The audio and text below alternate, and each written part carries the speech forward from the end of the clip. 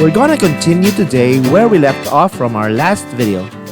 Last time we were on a tricycle ride from the Boracay Jetty port and heading to our hotel. We booked our accommodation at Henann Lagoon and got a deluxe room. Let me give you a short room tour. We have the room with 2 queen-size beds as we are a family of 3.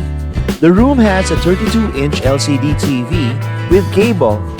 It also comes with a vanity mirror and table where you can do work if you need to. The room comes with a set of coffee table and chairs where you can eat your food if you order room service. Although bringing of food from the outside is prohibited. The room also comes with a balcony. We got a room on the 3rd floor and it has a view of the pool area. There is another set of coffee table and chairs here. You can use the water heater and cups for coffee or tea. It also has its own mini fridge, good for keeping your drinks cold. The room comes with a wardrobe where you can hang your clothes or keep them in the drawers. There's also a security box or safe where you can leave your valuables inside.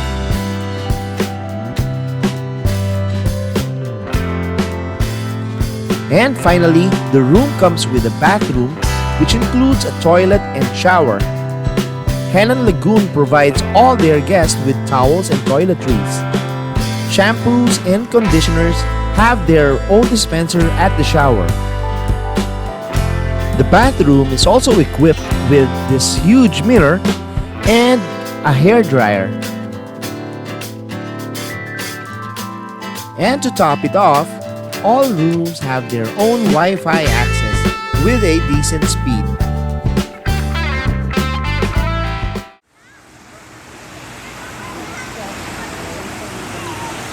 It's been a minute seeing the white beach. The last time I was here was back in 2011. That's about 11 years ago.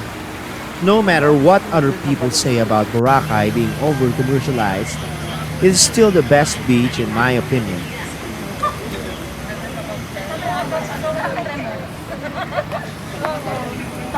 We strolled towards the mall to eat some lunch and to check out what's new in the area as well. But we could not decide where to eat, and the weather being so hot, we decided to go back to the hotel to get some room service.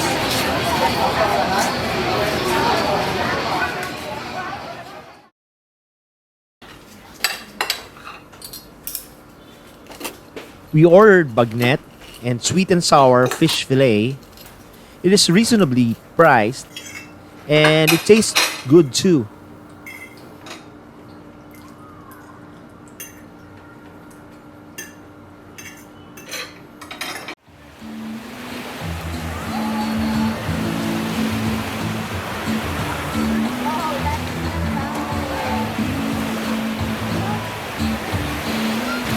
After eating our late lunch, we rested for a while and in the afternoon walked back to the beach and waited for the sunset.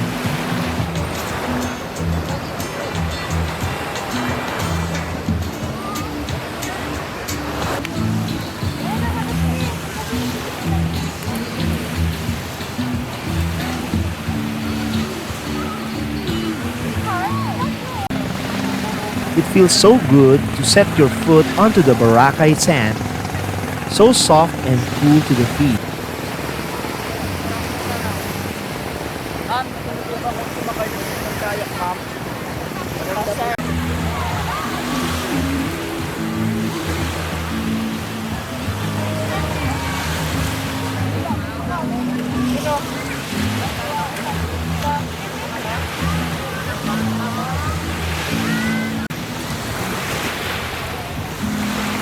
It's looking like we're not going to be blessed with a beautiful sunset today. Let's wait a little more and see if our luck will change.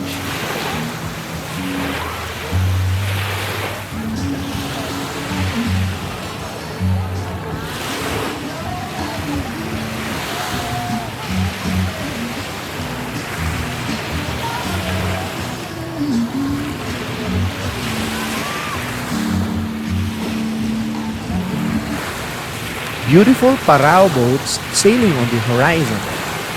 This is one of the activities that I want to try during this trip.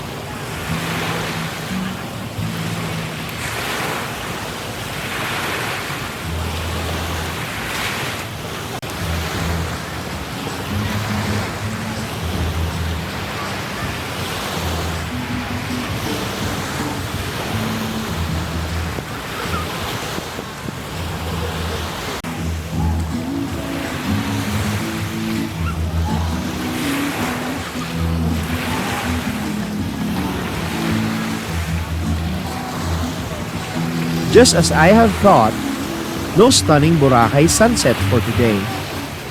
Oh well, we still have 3 more sunsets left on this trip. We will try our luck next time. It's getting dark and it looks like it's gonna rain.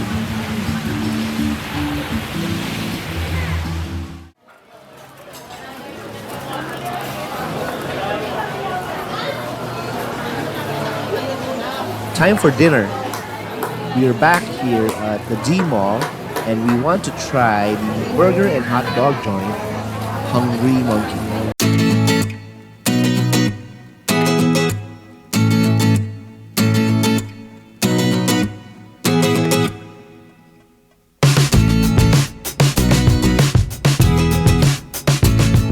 We got the meat lovers hot dog and fries. It's a bit too pricey, to be honest. The hot dog was alright, but a bit too oily for me.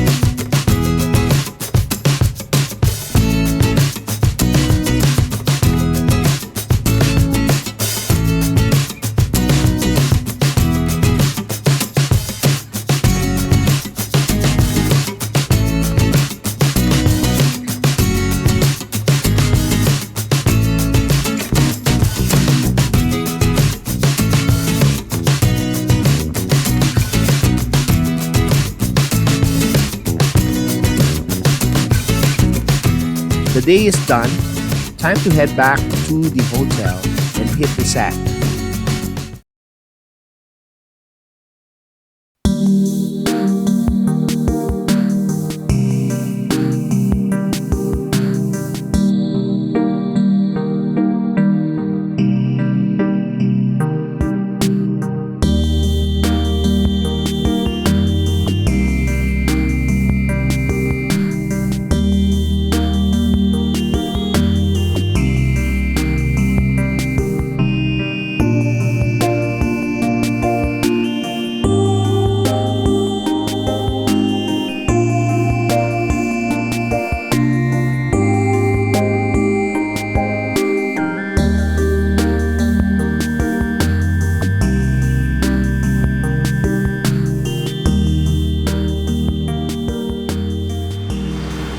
Weather in the morning is not that nice, but it is expected, as mentioned by the locals that we talked to the day before.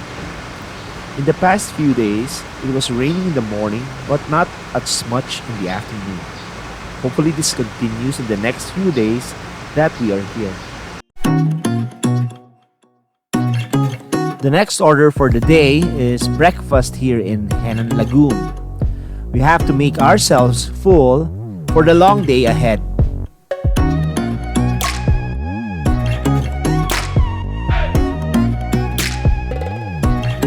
I love the breakfast that they serve here, complete with your Filipino traditional breakfast and Western breakfast. They taste good too. You can also get your coffee and fruit juices too, although the fruit juices are not the fresh variety.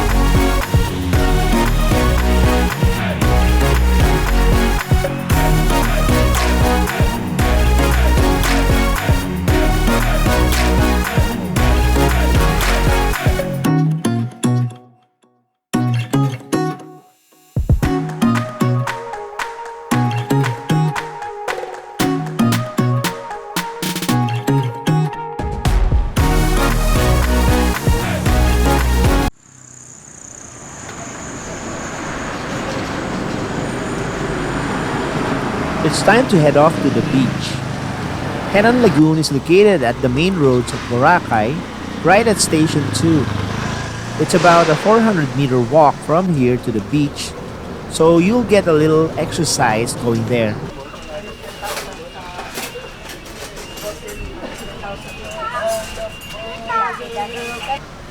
It's about 10 a.m. and we just want to chill down here and maybe even swim later on. We are just finding a good spot to chill. The beach is not as busy as I imagined it would, considering today is a Saturday.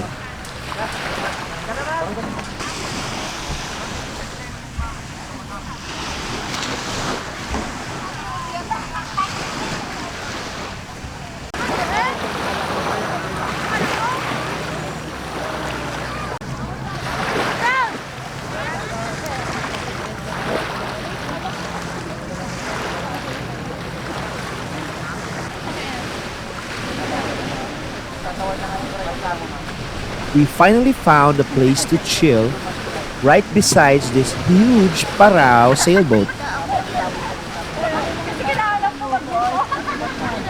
Got ourselves some coconut drink, perfect for this hot, humid Boracay day.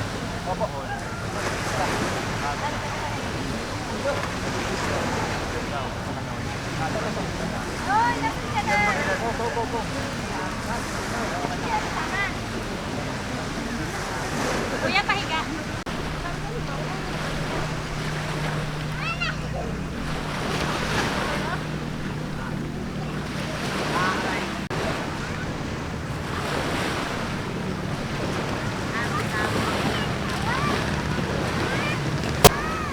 We could not resist the water, so we had to take a dip, as the day was so hot and humid.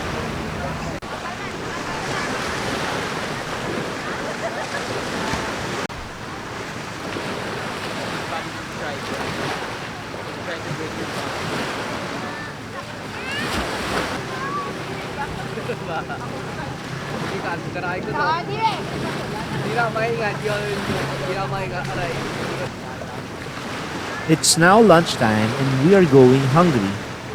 We will head on to the D Mall and check out if we can eat at Aria.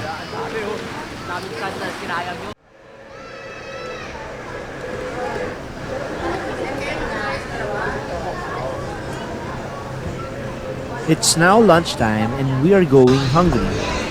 We will head on to the D Mall and check out if we can eat at Aria. We are in luck. Not only that we got ourselves a table, we got a table right beside the beach.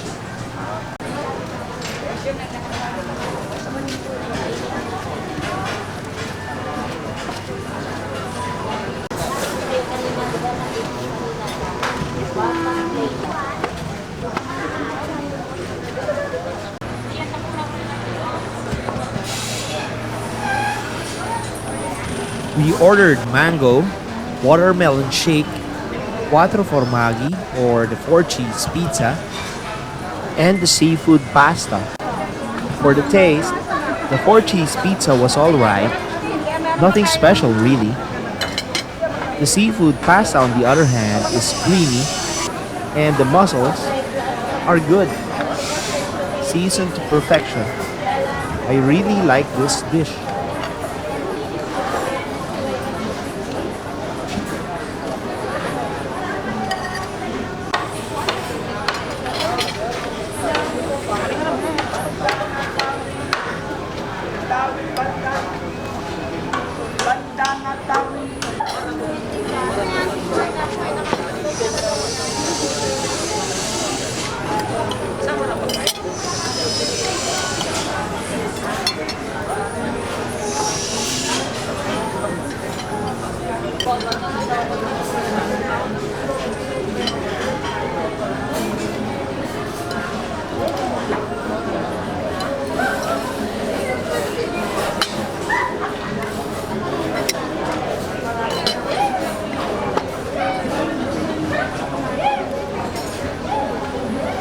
After lunch, we went to Island Souvenirs to get ourselves t-shirts for me and my daughter.